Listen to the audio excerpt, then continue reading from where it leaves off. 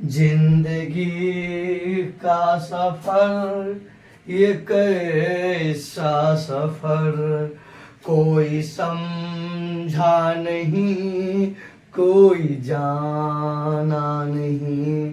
आइए इन्हीं के साथ आज का महत्वपूर्ण एस्थेटिक जीके लेकर के आया हूँ और आगामी एग्जाम के लिए रामबाण साबित होगा और चुटकी में उड़ा देंगे, चुटकी में जीके का टेंशन फ्री और सब कुछ। आइए लिखिए, आज का पहला प्रश्न है एस्थेटिक जीके का कि भारत में सबसे ऊंचा जलप्रपात जोग या गरसप्पा है और इसकी ऊंचाई है 255 मीटर। अब ये देखिए, ये शरावती नदी पर स्थित है। ये कौन से नदी पर स्थित है? ये जलप्रपात जो है ना, ये शरावती नदी पर, शरावती नदी पर स्थित है। कौन? जोग या गरसप्पा। ये शरावती नदी ये कर्नाटक के अंतर्गत है। कहाँ है? कर्नाटक के अंतर्गत, कर्नाटक के अंतर्गत है। एकदम वीवीआई या मार लीजिए, वीवीआई कर लीजिए, वीवीआई कर लीजिए। भारत का सबसे ऊंची जलप्रपात जो है जोग या गरसप्पा है और इसकी ऊंचाई 255 मीटर है। कितना है? 255 मीटर है और जो शरावती नदी पर स्थित है और ये शरावती नदी कर्नाटक के अंतर्गत है। कहाँ पे है? कर्नाटक। कर्नाटक की राजधानी बंगलुरु है। कहाँ पे? बंगलुरु है। अब आइए देखते हैं अपना सब, ये कर्नाटक का देखिए राजधानी बंगलुरु है और यहीं पे भारत का अंतरिक्ष केंद्र इसरो का मुख्यालय भी कहाँ पे है? कर्नाटक की राजधानी बंगलुरु में है। अब आइए आगे, एकदम बहुत महत्वपूर्ण है, ये याद ही कर लीजिएगा आप लोग।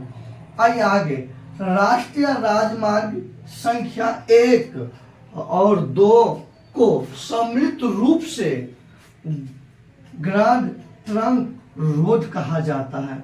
मतलब ग्रांड ट्रंक रोड, देखिए GT road, ROAD road, grand trunk road, इन्हीं को GT रोड कहते हैं। ग्रांड ट्रंक रोड इन्हीं को बोलते हैं GT रोड बोलते हैं। सुनिए, इनका मरम्मत यानी कि रिपेयर शेरशाह सूरी ने किया। कौन किया था? शेरशाह सूरी। शेरशाह सूरी, ध्यान दीजिए। प्रश्न पूछे, वैसे तो माना जाता है GT रोड का निर्माण प्राचीन काल के शासक महान शासक अशोक के समय में हुआ था। किसके समय? इनका निर्माण जो है ना, आइए, इनका निर्माण हुआ था अशोक के समय, लेकिन बाद में ये टूट फूट गया, मतलब रोड, ये GT रोड, तो उनको मुरम्मत रिपेयर करवाया आपको कौन? शेरशाह सूरी। और ये शेरशाह सूरी बिहारी है और ये प्रथम बिहारी है जिसने दिल्ली के गद्दी पर शासन किया। दिल्ली के गद्दी पर शासन किया, वह प्रथम बिहारी कौन है? शेरशाह सूरी। और यही शेरशाह सूरी भारत में 1 रुपया के सिक्का चलाया। 1 रुपया के सिक्का चलवाया कौन? शेरशाह सूरी। और यही शेरशाह सूरी ने पटना का भी स्थापना किया। आज जो बिहार की राजधानी पटना है ना, उनका भी संस्थापक कौन? आपको शेरशाह सूरी। 1541 ईस्वी में पटना की स्थापना किया। अब आइए, और ये जो है ना, मतलब ये प्रथम बिहारी है, समझ गए ना, जो दिल्ली पे गद्दी पर बैठे थे और इसने GT रोड का मुरम्मत करवाया। आइए, शेरशाह का मकबरा काफी पूछे जाते हैं। शेरशाह का देखिए, आप लिखते हैं मकबरा, मकबरा, मकबरा। शेरशाह का मकबरा सासाराम में स्थित है। सासाराम में स्थित है। कहाँ पे है? सासाराम में स्थित है। ये काफी प्रश्न पूछे जाते हैं कि शेरशाह का मकबरा कहाँ स्थित है? बिहार के सासाराम में स्थित है। अब आइए आगे देखते हैं अपना सब। हाँ, ये जीटी रोड जो है ना कोलकाता और दिल्ली को जोड़ता है। किसको जोड़ता है?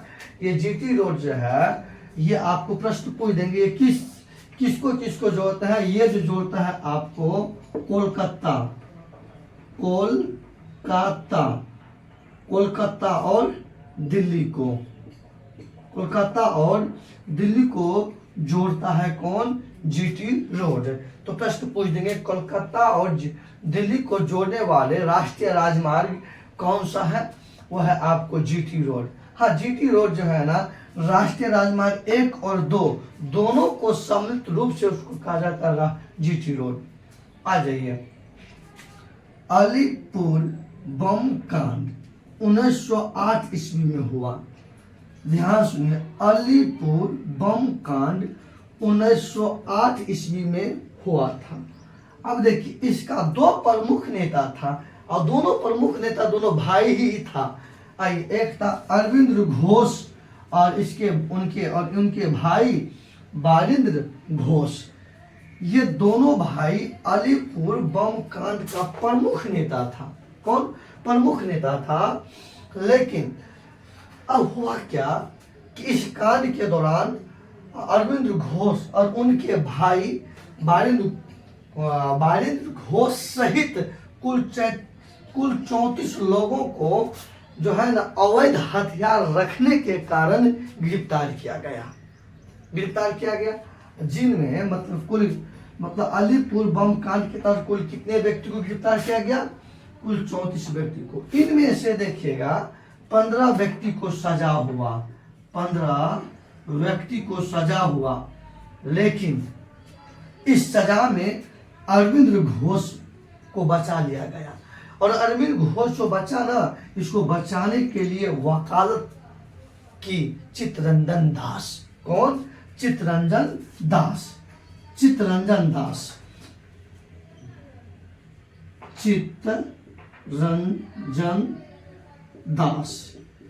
इस चित्तरंजन दास ने अलीपुर बम कांड में जो अरविंद घोष को गिरफ्तार किया गया था, सजा से मुक्त कराने के लिए इसमें वकालत किया था चित्तरंजन दास ने। तो प्रश्न पूछ देंगे, अलीपुर बम कांड में जब अरविंद घोष को गिरफ्तार किया गया था, उनके बचाव के लिए वकालत किसने की थी? तो वह चित्तरंजन दास ने। और इनके भाई के नाम क्या है? बारिंद्र घोष। कुल कितने व्यक्ति को गिरफ्तार किया गया था? तो 34 व्यक्ति को गिरफ्तार किया गया था। अब आइए आगे देखते हैं। औद्योगिक क्रांति की शुरुआत इंग्लैंड से हुई। औद्योगिक क्रांति देखिए, औद्योगिक क्रांति की शुरुआत इंग्लैंड से हुई। कहाँ से हुई? इंग्लैंड से हुई। अब आइए, लेकिन जिस समय औद्योगिक क्रांति इंग्लैंड से शुरू हुए, उस समय इसको टक्कर देने वाला देश जर्मनी था। कौन? जर्मनी। लेकिन आप कहिए कि एक मैं बात यहाँ पे थोड़ा सा छेड़ना चाहता हूं कि इंग्लैंड से ही औद्योगिक क्रांति क्यों हुई? क्वेश्चन है ये, यूपीएससी का मेंस का क्वेश्चन होता है।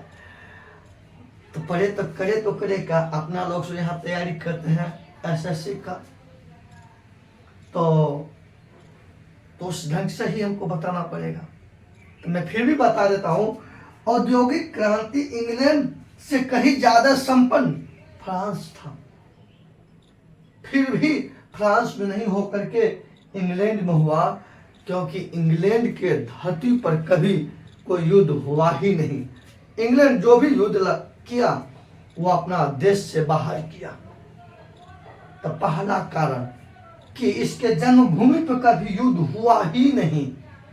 और औद्योगिक क्रांति के लिए कोई एक चीज नहीं, उसके लिए सस्ता श्रम चाहिए, भूभाग चाहिए, सस्ता कच्चा माल चाहिए, ट्रांसपोर्ट चाहिए, एक स्थान से दूसरे स्थान जाने का आसान। मतलब मैं इस पे जब वर्ल्ड इतिहास पढ़ाऊंगा ना, तो उसमें मैं क्रांति के बारे में काफी बताऊंगा। तो फिर अभी याद रख लीजिए, औद्योगिक क्रांति की शुरुआत कहाँ से हुई? इंग्लैंड से हुई। कहाँ से हुई? इंग्लैंड से। हाँ, किस वस्तु के साथ? तो सूती वस्त्र के साथ जो है ना औद्योगिक क्रांति की शुरुआत हुई। सूती वस्त्र, मतलब सूती वस्त्र के साथ जो है ना औद्योगिक क्रांति की शुरुआत इंग्लैंड से हुई। अब आइए आगे देखते हैं। प्रतिद्वंदी देश कौन था? जर्मनी था। अब इंग्लैंड को ही ब्रिटेन बोलते हैं, इन्हीं का नाम है क्या? ब्रिटेन। और इसकी राजधानी लंदन। कौन है? लंदन। और लंदन टेम्स नदी पर स्थित है। कौन सी नदी पर स्थित है? टेम्स नदी पर स्थित है। कौन सी नदी पर स्थित है? टेम्स नदी पर स्थित है। अब आइए आगे चलते हैं। भारत का प्रथम governor general Lord William Bentinck था। लॉर्ड विलियम बेंटिक थे। भारत का प्रथम governor general Lord William Bentinck थे। कौन थे? लॉर्ड विलियम बेंटिक थे। अब आइए, ये लॉर्ड विलियम बेंटिक जो है, लॉर्ड विलियम बेंटिक ने 1829 ईस्वी में, कितना ईस्वी में? 1829 ईस्वी में सती प्रथा पर प्रतिबंध लगाया था। सती प्रथा पर प्रतिबंध लगाया था। और इस पे सती प्रथा पर प्रतिबंध लगाने के लिए धारा 17 लागू किया था। धारा 17 लागू किया था। प्रश्न पूछेंगे, सती प्रथा पर प्रतिबंध कब लागू हुआ था? 1829 ईस्वी में। किसने लागू किया था? Lord William Bentinck. किसके सहायता से? तो राजा राम मोहन राय के सहायता से। और इस पे कौन सा धारा लागू किया था? धारा 17 लागू किया था। और बाकी बात आगे देखेंगे। आइए, मेला आंचल, ये पुस्तक है, ये एक प्रकार, ये क्या है? ये पुस्तक है। और इसका लेखक है फणीश्वर नाथ रेणु। इसका लेखक है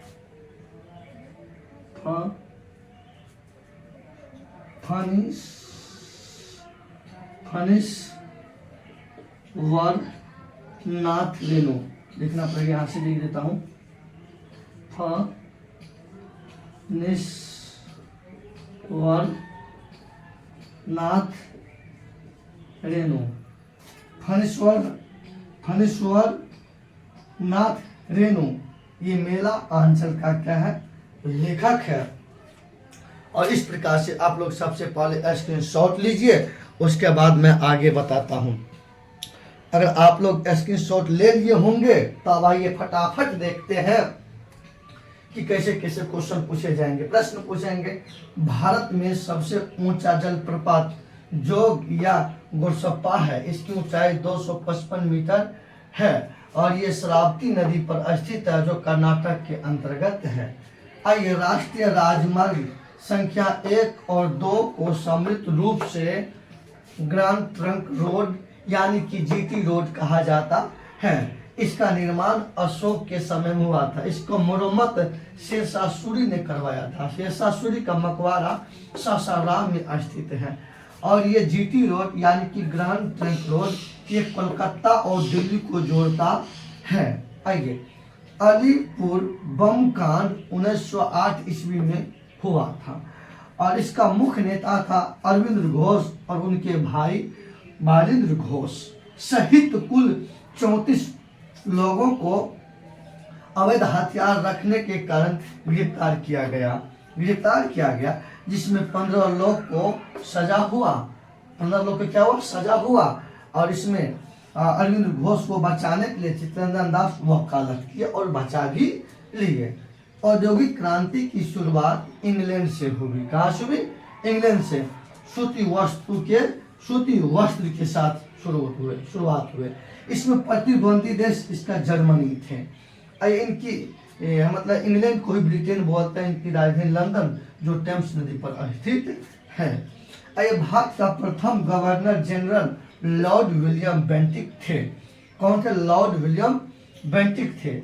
और इसने 1829 ईस्वी में सती प्रथा पर प्रतिबंध लगाया और सती प्रथा पर प्रतिबंध लगाने के लिए धारा 17 लागू किया। मेला आंचल, ये इस पुस्तक का लेखक है फणीश्वर नाथ रेणु। इस प्रकार से आपको आज का स्टैटिक जीके का मतलब जो संपन्न हो रहे हैं, आप लोग लाइक कीजिए, सब्सक्राइब कीजिए, शेयर कीजिए और दोस्तों के ग्रुप में भेज दीजिए और चुटकी बचा के टेंशन फ्री कुछ दे दें आप लोग को। अरे जिंदगी जख्मों से भरी है, वक्त को मलहम बनाना सीख लो, हारना है तो एक दिन मौत से, फिलहाल जिंदगी जीना सीख लो। ताली बजाओ, ताली बजाओ। जय हिंद।